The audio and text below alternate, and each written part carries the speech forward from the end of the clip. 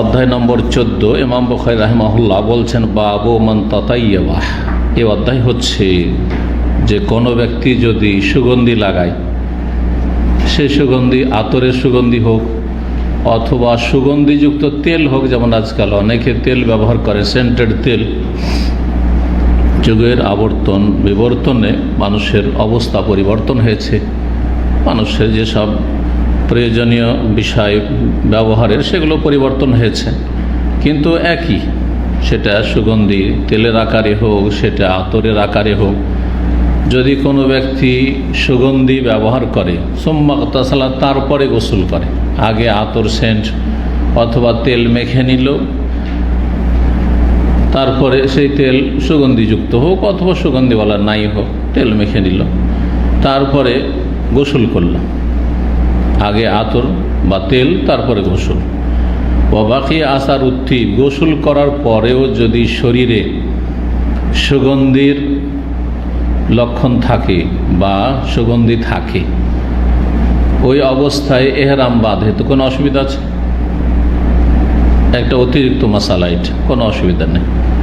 কারণ এহরামের অবস্থায়, এহরাম মানে যখন আপনি ওমরা বা হজের নিয়ত করে শুরু করে দিলেন, ঢুকে গেলেন, এহরাম মানে শুধু সাদা কাপড় পরা নয়। কারণ জনগণ কিন্তু এহরাম মানে সাদা কাপড় পরা মনে করে, মহিলারা তো সাদা কাপড় পরে না, তো ওর এহরাম করতে শুরু হয়।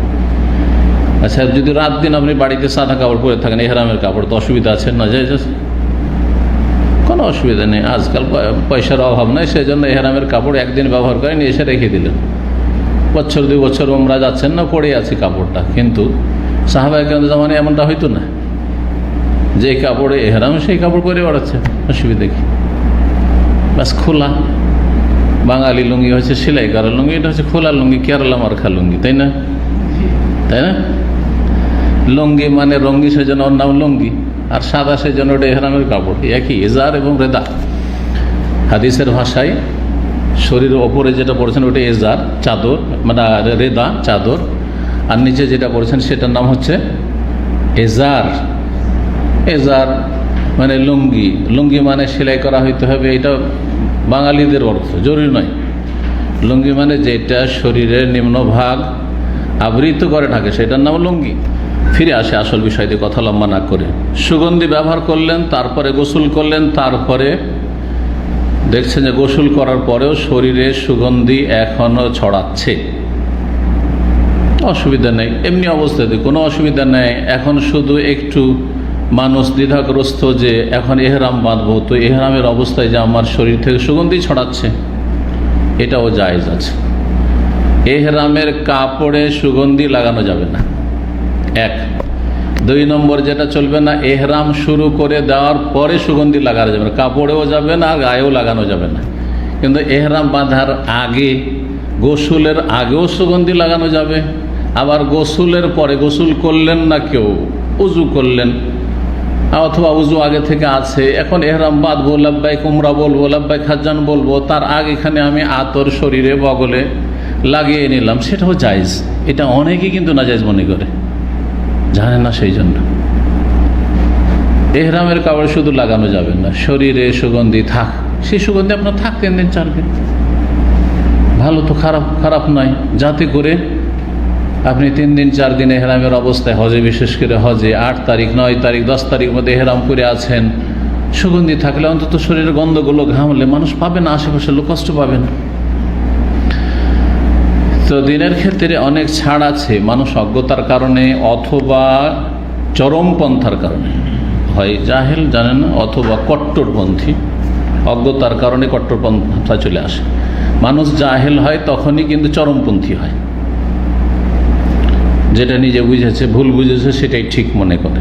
জি, তা অসুবিধা নেই। 270 নম্বর হাদিস, মা আয়েশা রাদিয়াল্লাহু তাআলা আনহাকে জিজ্ঞেস করছেন মুহাম্মদ ইবনুল মুনতাশির, তাবেঈ, ফাযাকারতু লাহু কাওলা ইবনে ওমর, তার সামনে আলোচনা করলাম বা উল্লেখ করলাম ইবনে ওমর রাদিয়াল্লাহু তাআলা আনহুমার উক্তি মত।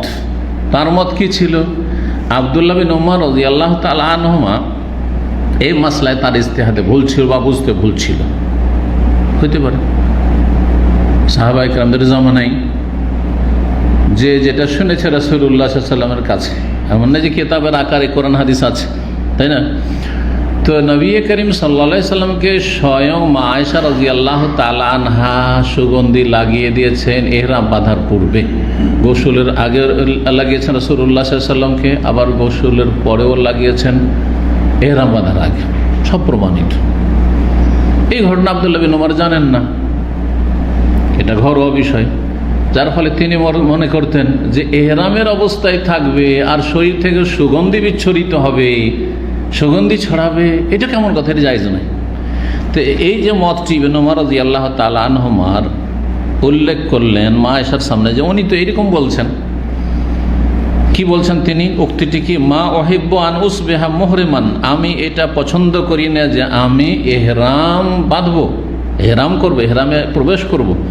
আনজা খতিবান, আর আমি আমার শরীর থেকে সুগন্ধি বিচ্ছুরিত হবে, সুগন্ধি ছড়াবে। নাজাখা, ফুটে পড়া, বিচ্ছুরিত হওয়া, ছড়িয়ে পড়া, এটা হচ্ছে ইবনে ওমর রাদিয়াল্লাহু আনহুর মত। ফাকালাত আয়েশা, আয়েশা রাদিয়াল্লাহু আনহা বললেন, আনা তাইয়াবতু, আমি তো, তুমি ওর ফতোয়া নিবে, আমি স্বয়ং সুগন্ধি লাগিয়ে দিয়েছি রাসূলুল্লাহ সাল্লাল্লাহু আলাইহি ওয়াসাল্লামকে। সুম্মা তাফা ফি নিসাই, তারপরে তার বিবিদের কাছে গিয়েছেন সহবাসে, 9 জন বিবির সাথে সহবাস করেছেন। সুম্মা আসবাহা মুহরিমান, তারপরে ইহরাম বেঁধেছেন, সহবাসের পরে গোসল করেছেন, এখানে সংক্ষেপ, তারপরে ইহরাম বেঁধেছেন। আর অন্য এতে রয়েছে, এর আগে হাদিসটি গিয়েছে যে যখন তিনি ইহরাম বেঁধেছেন তখন তার শরীর থেকে সুগন্ধি ছড়াচ্ছে। ঠিক, তাহলে সুগন্ধি ইহরাম অবস্থায় শরীরে থাকলে কোনো দোষের কথা নেই। বাস দুটো কথা মনে রাখবে, ইহরামের অবস্থায় সুগন্ধি লাগানো যাবে না, যখন লাব্বাইক উমরা বলিলেন আর চলবে না, হারাম। আর ইহরামের কাপড়, ইহরাম বাঁধার আগে হয়তো মনে করছেন যে কাপড়টাকে একটু সেন্টেড করে দিই, ইহরামের কাপড়ে আতর সুগন্ধি লাগে, এটাও চলবে না, এটাও চলবে না।